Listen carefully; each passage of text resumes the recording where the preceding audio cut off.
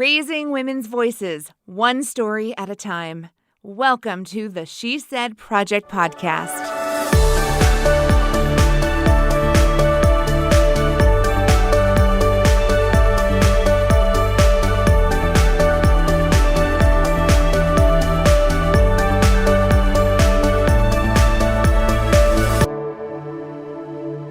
Well, welcome everybody to another exciting episode of the She Said Project podcast. I'm your host, Jenette Jerzek, National Director of the She Said Project. And with me today, my dear friend and co-host, Kerry Rosso, tagging along. Kerry Rosso in the house. Barking in. Hey, I heard that Marie Hale was going to be here and it was like, Katie, bar the door. I am coming. Yeah, Marie is one of those women who's a force to be reckoned with. And she jumped in with us on something we had never done before. That's what She Said is a live show. Usually we produce in communities now going across the country, empowering everyday women to share their extraordinary stories with a couple hundred of their closest friends. But in 2020, we couldn't do those live events for some strange reason. And we had to pivot and find a new way to share women's stories. So we launched a series of virtual events called the She Said Story Sharing Showcase. I got it on the first try. That was awesome. And Marie Hale from Chicago, Illinois, joined us in that very first adventure. And now she's here with us in the Zoom studio to chat about that experience. Good morning. Hello, Marie Hale. Good morning. And I was very happy to be part of your pirouette into the virtual world. Very nice. Are you a dancer? I have shaken a couple of things in my life. I heard a rumor you were a belly dancer. And don't worry, we can edit this out. For 15 years, I was a belly dancer. It was the first company I opened.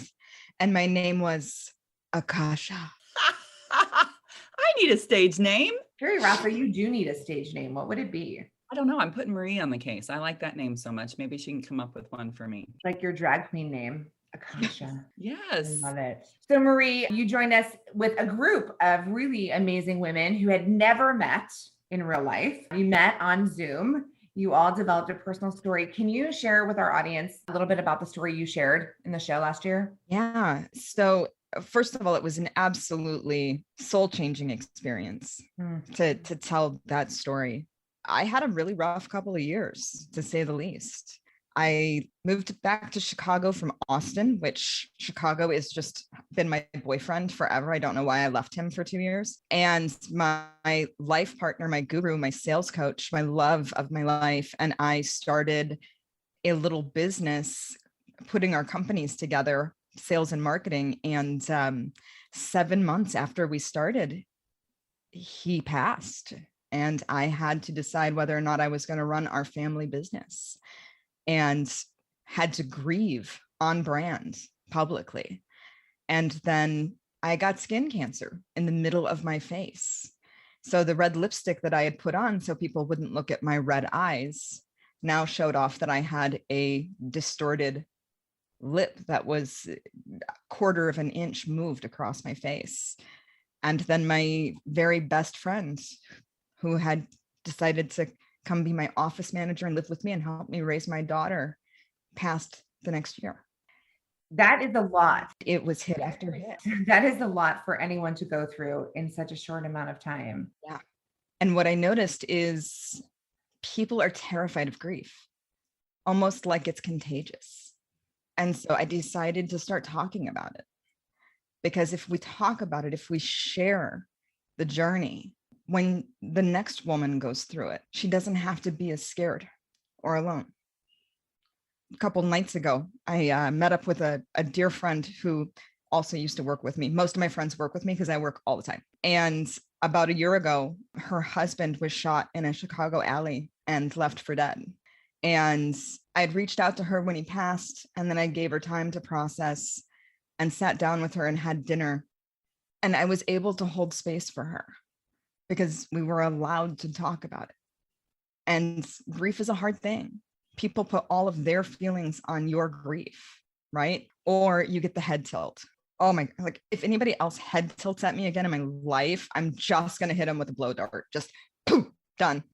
And to be able to sit there in a place of strength. She heard my story before her husband passed. And she knew that when she was a little more on her feet, she had a sister. And it made a small difference in her life. And if telling stories and sharing not just the struggle, but the joy that you find in life gives somebody just that much more, get out there and tell your story. Find your message. You've got a responsibility to this community, to this society, to this world, to be a light, right? Who are we to play small? Go big, go home. Right? Absolutely. I mean, what you went through is tragic and painful, but everything you just said are the tenets behind That's What She Said and the She Said Project. You could be our spokesmodel right here. Like, this is why we do what we do and create that safe space to hold for women who need to express themselves in a deeper way than we do in everyday life. You know, we go through life having small talk and chit chat and work conversation, but it takes time and effort and a sense of trust and peace to go deeper. But man, oh man, when you do, right? And my God, the beauty of standing in vulnerability, it feels like being on a placid lake and just open. It's terrifying, but that vulnerability is what allows others to truly see you and see a way to connect to you. Where so often we put on the mask and we go about business, right? Go to a networking event and you ask somebody, how are things going? Everything's great. Everything's perfect. We're just booming. And I'm like, all of the curse words, if I ask you that again and you give me that crap answer, you're out of the club. You're done. I'm stripping you of your princess points, like out. Well, it's giving permission to people, because that is what is expected, the happy thing. And if you've been the first to say, it sucks right now, then everybody, we always talk about the after party conversation, because the during the party conversation of all of that, we're great, things are booming, fabulous, couldn't be better. And then after the party, they're like, oh my God, you're not going to believe what's going on. And then it's like that, who cares about the pre stuff? It's the after party that I want to get to. And I think telling stories like yours, kind of like what happened with your friend, is especially when it's on the line, as my mom says, and it's recorded, you might tell a story that doesn't connect with somebody until 5 years later, and then something happens. And those words were a gift, because then they say, I remember Marie talking about that. And those words are a gift, sometimes in the moment and sometimes not until much later. Yeah. And, when we think about it from a psychological standpoint, our brains are always recording, whether we can pull up that file or not, because I know I'm like running out of file space and I can't find a lot of those things, but it's still there. It's still there. And your soul, your intuition, your subconscious will come back for it. And I think that's also part of what makes She Said so incredible, is it's not just one kind of story. And that beautiful tapestry that gets woven of emotions and laughter and joy and tears and breath stays, and it creates solidarity. And my God, do we need solidarity right now? We've been saying Me Too long before it was just specific to women who had gone through sexual assaults, that it is, the Me Too can be the whole gamut of something really funny and embarrassing that happened to you, and you look out and see someone like, solidarity, sister, or it's something, the whole spectrum of our lives, because it isn't, and that's why we're so purposeful about the stories we choose. Life isn't just the funny, laughy, ha ha, and it isn't just the other side of the coin if there's been trauma. It's all those things in between. And when you look out and someone's nodding or smiling, or you see somebody having that moment of like, wow, never saw the world that way, thanks for shining a light on that. It's all the things. And it all comes down to solidarity. And, we would love our audience here on the podcast to connect with Marie and the journey that she went through. So let's go ahead and play the recording from her performance in the first ever virtual show that we coined the She Said Story Sharing Showcase from August 2020. Here is Marie Hale and her story, Red Lipstick and Resilience. Allow me to paint you a picture. I'm 9 years old, 65 pounds, with bifocals that tinted in the sun. I've got a big perm and those good fluffy bangs that go, all kinds of 80s awesomeness. I'm strolling up to you with a big old smile and neon Jesus t-shirt, and you have never met me before. With a thrust out of my tiny hand, I say, "Hi, my name is Marie. Are you saved?" Yeah, big hit in the 6th grade. Raucous confidence, resilience since day one. Fast forward like 8 years and 3 business ventures, and I'm strolling into a Panera for another networking meeting. Coffee, chit chat, this and that. And I knew who he was before he even said my name. My heart knew. Marie Hale, he boomed. Jim Rosas. "I've heard so many good things about you, but I expected you to be older." "Oh, no, I'm 45, I quipped. "But I bathe in the blood of young children, and I really think it's starting to work." If I had known back then that he wasn't just a sales coach, but also a body language expert, I might have played it a little bit cooler. He caught my eyes darting around, and I caught his shiny, newly placed wedding ring. I was 6 months too late. Over the next 10 years, we built our businesses side by side. We had dinners together with his wife and my boyfriend, Raphael, and we built a friendship. Half torture and half the closest thing I could get. And so I stayed. After dating Raphael for 9 years with no hope of Jim ever leaving his wife, I got married, mostly because I was 30 and afraid that my eggs were old and trying to kill me.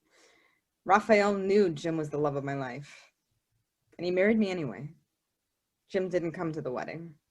A year and a half after that, when I was 4 months pregnant, Jim left his wife. All of those years of sitting next to him, the longing in every sense of my being taking over. And one day, we were on a plane to New York City for a day of client meetings. There was a lull in what was a very heated conversation in the room, and it just fell to silence. And the client, Jackie, quipped, "Did the two of you just have a conversation without speaking?" Yes. Yes, we did. I felt the flush take over my entire body, and I asked for a divorce at 6 o'clock that night. We got stuck in Queens that weekend for 3 days. There was a big old storm. We did nothing but swim in sheets and eat New York pizza in bed. And in that hotel room, we found nirvana and our home. Our adventures as a family began, and 3 years later, we opened a business together. And every morning, we would walk our little family to daycare with Lily holding his hand and chattering the whole way.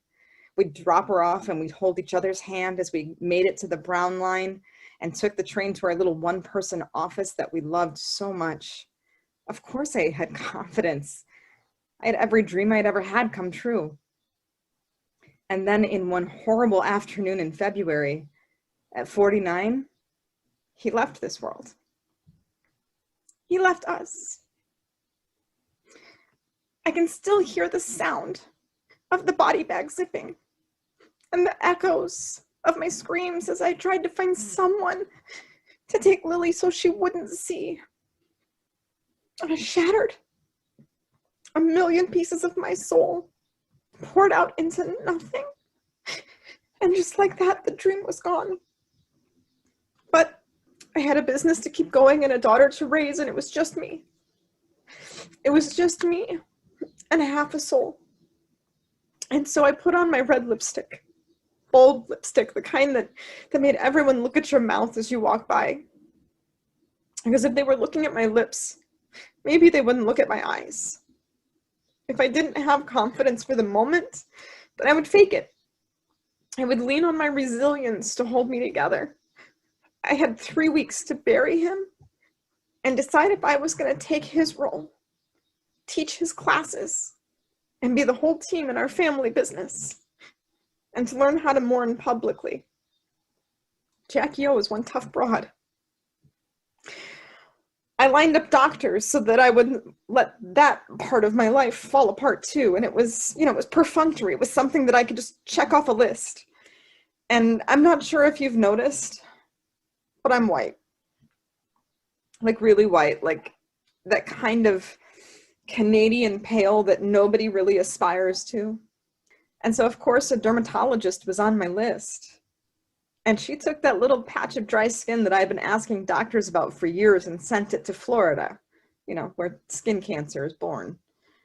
And 3 days later, I got the call. Basal cell serocarcinoma. Get in now. It was in the middle of my face, between my nose and my lip, and the world would never see me the same. A few weeks before my 38th birthday, they cut through my face over and over until a deep hole the size of a cigar butt was open on my lip. And if I hadn't lost my confidence then, I was at zero. And I didn't have my hero to hold me up. My legs wobbled as I walked back and forth from the operating room and back each time. And now I was physically being held. My mom was there, and my Laura, she had been my ride or die for almost 15 years now. And she made sure I knew that die was not an option. They told me my lips would never look the same, that there would be a 1/4 inch difference in my lip line. And I grabbed that tube of lipstick that had steeled me in the past. I will still wear red. Never one to face a challenge quietly, I formed a little plan. I still had stages to be on and business to close, and so like I've always done when terrified, I took it head on. As they cut through my lip over and over, I chronicled the surgery on Facebook, and I gave resources on how others could get checked. And I asked them to send me pictures of themselves wearing red lipstick. And I did it every step of the way wearing my signature red. My little stunts, hashtag I will still wear red, resulted in over 300 people getting into their derms that year, and 13 lives were saved. And the truth was, it allowed me to hide in plain sight. Being out there, I didn't have to deal with all of the loneliness. I could convince myself through the filter of Facebook that I was surrounded. But the only person I let close was Laura. We had been friends since she was making skanky comments in the back of my belly dancing class. And now she lived with me 3 days a week. She was the best auntie that Lily could have ever asked for. And she was running my office. She stood next to me and let me scream and fall apart and put myself back together. And she brought really great tequila. And just when I stopped feeling broken, it was her turn to break. We picked Lily up from camp, and in a blur that I could have never imagined, she didn't come home with us that day. She felt funny and she couldn't breathe.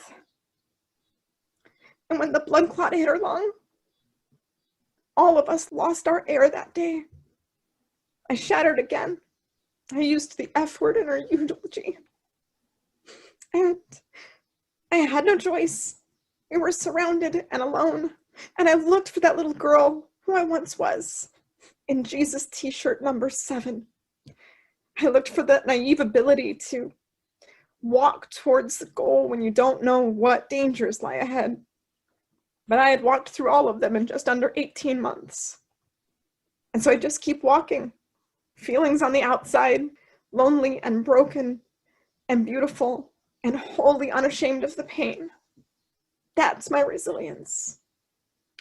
Because there might be another soul out there who was breaking and alone. And to her I say, hi, my name's Marie. What's your shade?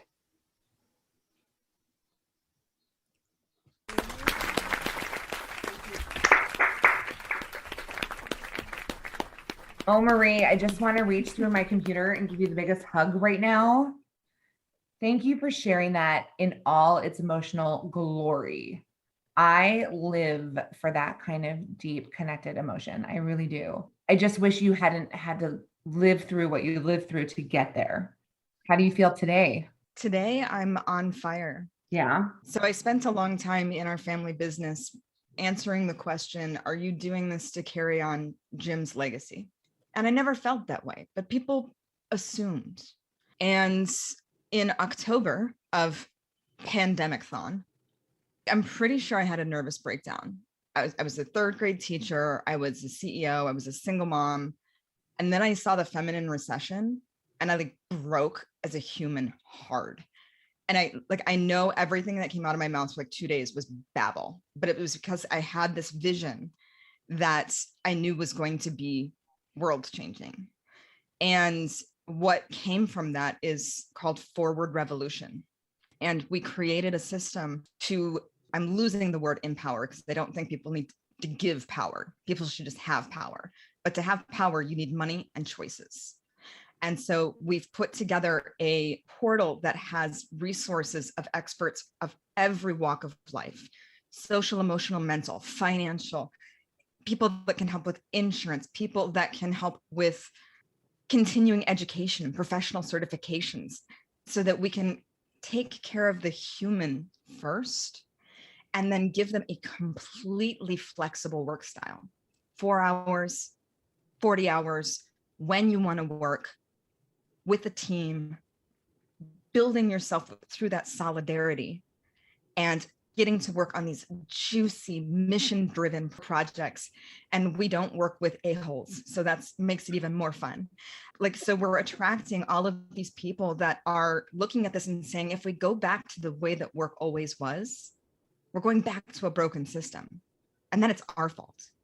If everything just burnt to the ground and we're like, oh, build it the exact same way. Who did that work for? Old white men. That's who it worked for. So I'm out there changing the way that work works. And on July 29th, I'm going to be speaking on a panel with the comptroller of Chicago, the CEO of the YWCA. And we're looking for that fourth person, but we think we've got a lock on it, talking about the state of the female workforce and what has to change.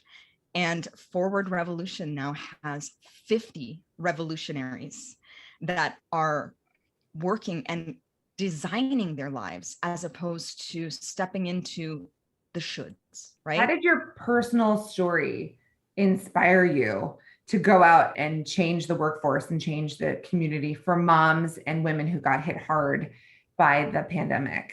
Because I'd had my feet kicked out from underneath of me so many times. And what I realized, the She Said Project was part of that. You have to look at the reality of what is and choose how you're going to get through it. When I go through the challenges that I go through, I know that other people have gone through it. So if I have these needs, someone else has these needs. And I knew at that moment in October, and it was like the 15th, that there were so many people out there that needed what I could do, that I had to get it out and I had to make it happen. We all share the same threads in this tapestry. And if we don't take it out there and do something with it, then we've simply failed ourselves and our communities. So go build something big and different and wonderful and let people tell you you're crazy, because I will tell you, they told me I was nuts. Everybody's going to want to go back to the way things were. No, Karen is not going to want to go work for the Todd that took her job, making more money than she did with less experience. And she's going to have to do her job and his. She's not going to do that. She's not. So how are we going to change it? And if you're not going to change it, I sure the hell will. Give me a minute. Mic drop. I think that there are so many women who, when we first pitched She Said, people kept saying, but if it's just, that's what she said, then you're only targeting women and women won't fill you have a lot of seats to fill and women. And I was like, are you doubting women? Are you serious? Because women have shit to say and they will show up and they will buy the tickets. And they did. They sold out. And it was, I think of that so often because we had all of those voices that were putting doubt and putting, helping us with our business plan. And women show up. Everyone has a reason you'll fail. Everyone has a reason you'll fail. You have a reason to succeed. Watch me. Yeah, sit back and watch. And if I'm too much for you, go find somebody else. Right. Thank you and next, right? Some will, some won't. So what? Who's next? Thank you and next. I invite you to be yourself by yourself. That's from Suicidal Tendencies for any metalheads out there. And I think being bold about it, no more apologizing for, we used to say we were buying for women and we would take so much heat. And trust me when I tell you, if you are a fella and you want something in the world to connect to, that plate's full. There are plenty of those opportunities. This was not. Right now, there are so many men that have realized their role in how the world has turned out, that they are reaching out and connecting with these stories. They are trying to change their perception because there are some amazing men out there. Yeah. We have so often heard from men that were there, sitting there with their significant other or their sister or whatever it was, or someone that they cared about told the story. And it was a gift to them too, to like, oh my gosh, I've never, ever heard that story, or I never saw it that way, or all of it. And it's telling about how men respond to it as well. Yeah, we have a lot of men in the audience as cheerleaders. It's phenomenal to see. And it's really about building community, and community comes from all sides and all stories. We're just creating that safe space for women to get their voices heard, period. Like, it's that simple. But we do our part and you do your part. And we welcome all the women out there to stand up, speak proud, do something, say something, and join us. Join us in the revolution. Join us if that's what she said, or go build something in your community that you can be proud of. Thank you so much, Marie, for joining us today on the podcast. Kerry, always a delight. I'm so excited for the world to be returning to almost normal. What a joy it was to meet and work with women from places like Chicago and across the country in our virtual shows. Marie, pleasure to see you as always and hear you and chat with you and catch up. I am so excited to see what happens next. Thank you to our friends and fans. You are listening to the She Said Project podcast. Thank you for listening to the She Said Project podcast in partnership with Illinois Public Media. All materials contained in the podcast are the exclusive property of the She Said Project and That's What She Said LLC. For more information on our live shows, go to shesaidproject.com. This podcast was made possible with support from Carl and Health Alliance and presented by Sterling Wealth Management, empowering women to live their best lives.